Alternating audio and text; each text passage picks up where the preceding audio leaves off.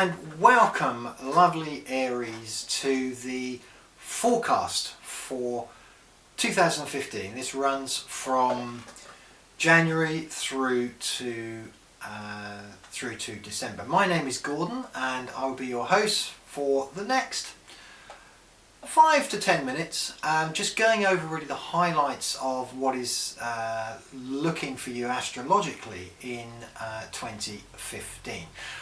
I do weekly updates, and if you go to my website, which is shown down the bottom here, www.gordonrobertsspiritmedium.co.uk, then you can keep in contact and in touch with me. Also, please subscribe to the channel, and that means you get notification of the updates on astrology as and when they occur. So, Aries, what sort of year do we have for 2015 for you? It's going to be an exciting one, is really what I have to say here. If I had to come up with a couple of words to describe your 2015, it would be decisions and more decisions. It's going to be a cracking year for you, Aries. There are a couple of major players in your chart, and at the moment the two main ones are Uranus, which is all to do with expansion, is to do with ideas, it's to do with things happening a little bit beyond your control, surprises, and that's in your first house. That's very much to do with you, what is around you at this particular moment in time. And the other player is Pluto. Now Pluto is again surprises, but it's surprises in a slightly different way. And Pluto is a very thorough planet. When it gets involved in something, it likes to finish things off. It likes to get things sorted out. So between the two, these two form an angle which is known as a square. And it's a challenging aspect. And what I mean by a challenging aspect is it gets things done. Take for example, if you were to meet someone at a business meeting and you were to come up with a further agenda that needs to be done, that really describes a square. It gets things moving. It's not necessarily as harmonious where we're all hugs and kisses, but then in the business meeting you wouldn't be. You would be discussing things and you would be aiming to get an end result. And Pluto mixed with Uranus in this aspect will get things done for you. Now I know you've had a bit of a bumpy ride, Aries, as we take you back 12, 14 months. You were the pivot really of a thing called a grand cardinal cross. Now that is an extension of this Pluto and Uranus aspect, but the other two parts of that cross have disappeared and dissipated, and we've said goodbye to them. But we still have this little square that is, or known as a square, that is going on. And the really sort of, I suppose, positive news is it does clear things out, it gets things going, but also it wanes as we go towards the end of the year. So this is an important time for you, Aries, in that you can accomplish an awful lot this year. You can get rid of the old and in with the new and have your sights really lined up. Now if we go back, as I said, over the last 12 months, I feel it would have been quite a bit of a topsy-turvy ride for you. You would have had decisions to make, you would have had things come up in that you needed to solve. It wouldn't have been an easygoing, calm year for you, but you've arrived in 2015 and you're doing very well. The early part of 2015, the sort of opening weeks, again, you may find that you have had a few issues to face, a few things that have been surprising and come out of the woodwork.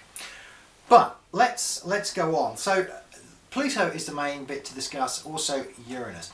We've also got another really big mover which is in your chart, and this comes in to help. Now with Aries, remember, you are a fire sign. You are a cardinal fire sign, which means that you consume. It means that you don't like sitting still generally. You can be quite fidgety. Just as a general, you can be quite fidgety, but you do want to get things done. You want to move forward. Sitting around is not the ideal thing for you. Now as we go back over the last couple of years, we've had Saturn in your sign. It's been in your 8th house, sat in Scorpio. Now fire and water don't tend to get on too well, so the last couple of years for you, I do feel, would have been a bit of a transformation possibly where you may have been dependent on other things. You wouldn't have been really been in the driving seat, and if you'd have tried or perhaps into businesses, or sometimes it could even work with relationships, you're seeing those transform as we go through the end of 2014 and into 2015. Well, the really good news on this is that Saturn, which is a planet of transformation, it's a planet of learning, it's an old school planet. You can't trick Saturn. Saturn likes to look at things deeply. It likes to tick all the boxes. It's like talking to an old headmaster, in so much as you can't pull the wool over Saturn's eyes. And it gets you learning, so you either want to go to a place again because you've had a really pleasant experience, or you think, God, that was awful, that was like pulling teeth. And this is the effect that Saturn has. Now, the negatives in your chart as far as Saturn are concerned are starting to subside. So we can look at Saturn now moving into this lovely energy of Sagittarius. Now, Sagittarius is a friend of yours. It's a companion. It's a fellow fire sign. It's a mutable fire sign. So it tends to follow what you want it to do. Now, when Saturn comes into this, and it comes in your 9th house, this is a beautiful, wonderful chance to expand, learn, develop, and learn lessons in a field where you are actually enjoying things. Again, this lines you up for the next couple of years. Now, Saturn, as we go forward in this year, does tend to slow up, and it goes what they call, or appears to go retrograde, and moves back a little bit into Scorpio. So there will be things where will be times when you're thinking, goodness me, I'm going a little bit backwards, but in general we're going forwards. And where are we going forwards? Well, we're going forward in the areas of learning any new skills that you want to learn. If you're in a business, expanding your business to new heights, new areas, bringing in new ideas. Travel, anything that expands the mind, needing to take on other contact, as far as a business is concerned, perhaps bringing in other people with more expertise. These are all well starred. They are things that will really help you. They will not hinder you. And the 9th house, which is, the house of Sagittarius, it is the house of learning. It's the house of expansion. It's also the house of religion. It's the house of esoteric. So if you're looking to get involved perhaps in the psychic field, maybe you want to start doing astrology, or you want numerology or cards, or maybe you're anything in that field is well aspected, and you will find yourself potentially drawn to the what I call the higher side of life, considering what is life all about, becoming more into that arena, more philosophical. It also has an area to become more philosophical. It also has an influence where it would tend to calm you down. So, if you've been running around and being very headstrong, perhaps relationships aren't working out for you, or business isn't working out for you, that can be due to stress. It can be due to you just putting in, perhaps, a little bit too much energy, too frustrated energy.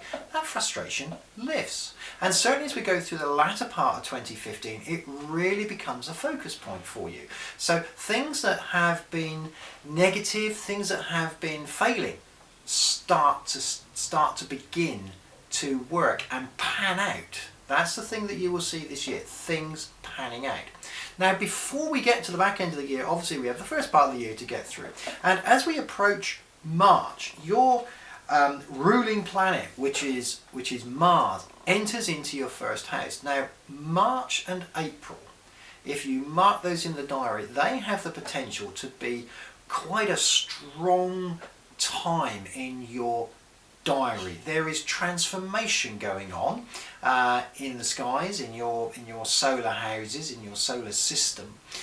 And the first part is beginning of March.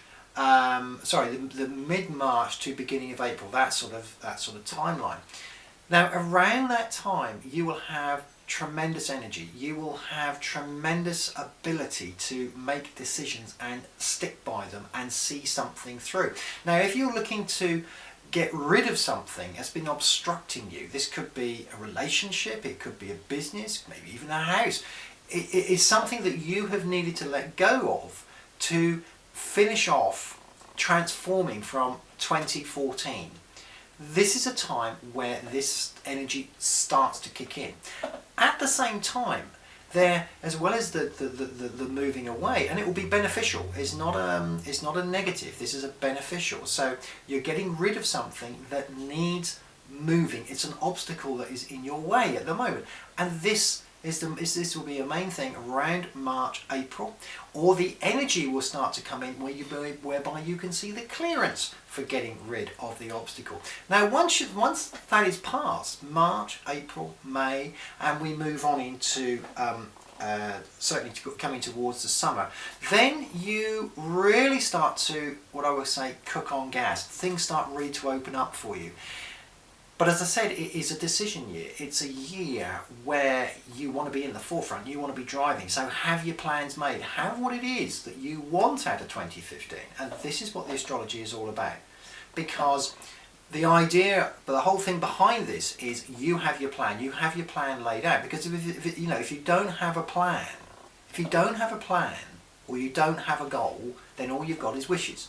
If you've got a goal and you've got a plan, then you have a business, then you have things happening for you.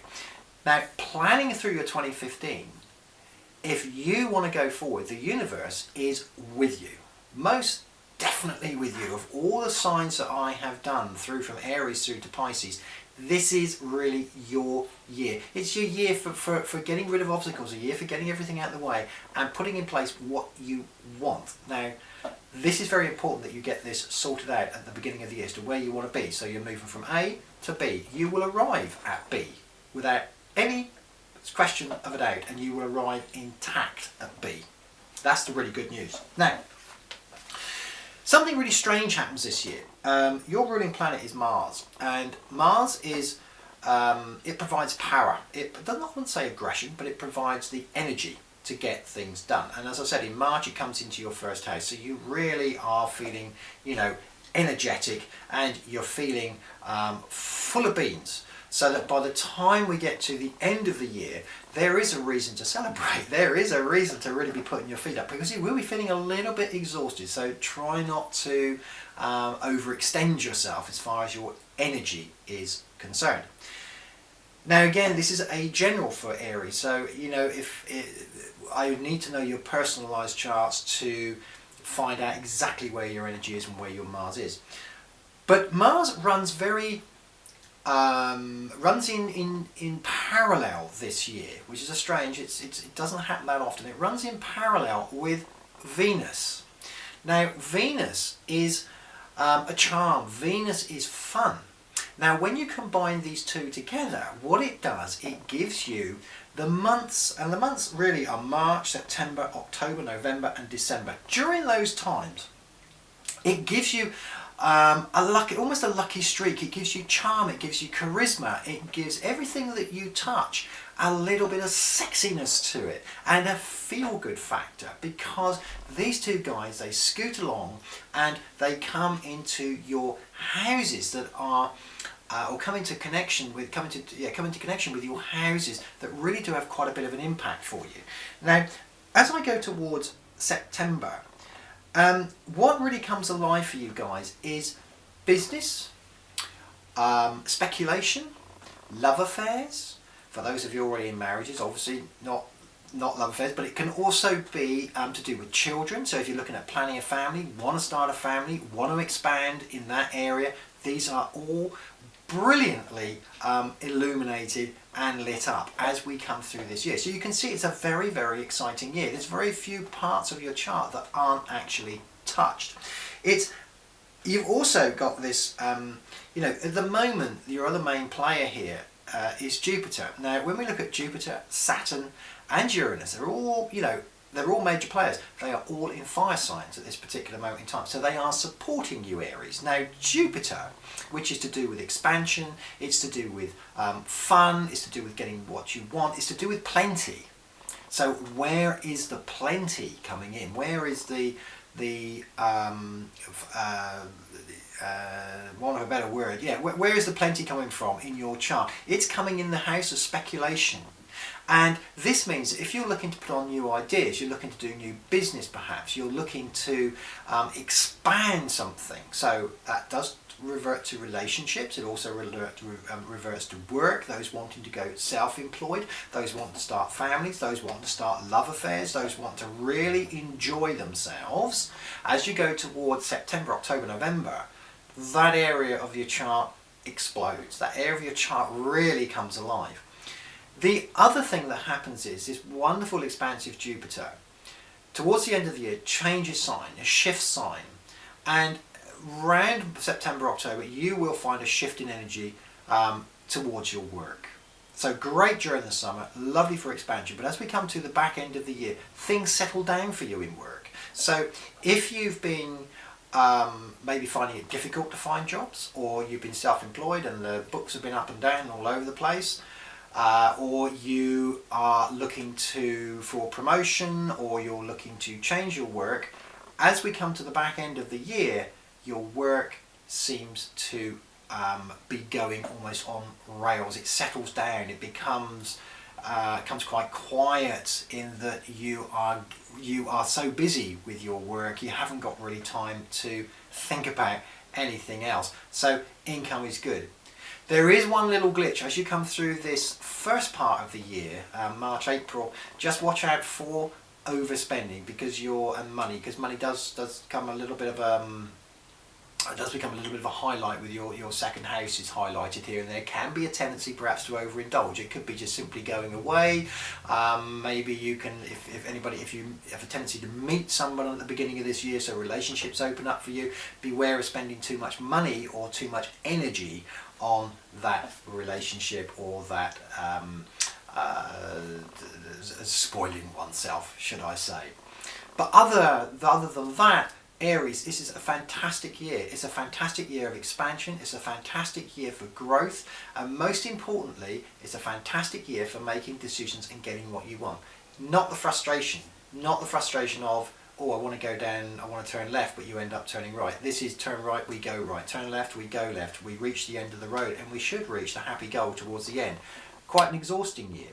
And I feel at the end of this year, 2015, you will be putting your feet up, you will be popping the champagne corks, because you'll be going, wow, that was brilliant. Thank you so much for listening to me. This was the forecast again, as I said, for Aries for 2015. If you wish to get in contact, please use the website www.gordonrobertspiritmedium.co.uk along the bottom there, and please subscribe to the channel, because very simply, or click a like if you like what you've heard and you want to hear more. But if you subscribe to the channel, it means that as the videos get uploaded throughout the year, they do come through to you directly. So thank you once again, Aries, and have a fantastic 2015.